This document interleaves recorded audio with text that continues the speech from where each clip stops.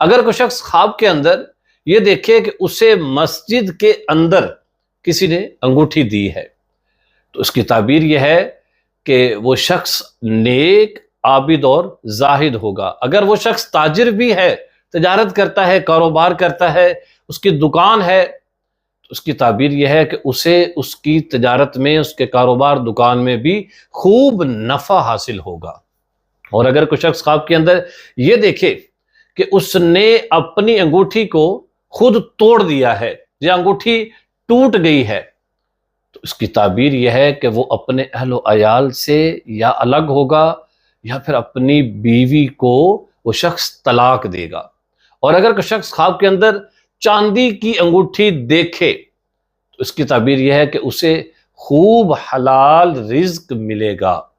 اس کے رزق میں خوب برکت ہوگی، وسعت ہوگی۔ اور اگر کوئی شخص خواب کے اندر سونے کی انگوٹھی دیکھے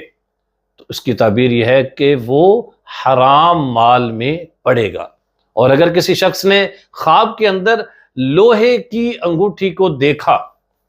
تو اس کی تعبیر یہ ہے کہ اسے ہمت، طاقت اور مضبوطی ملے گی۔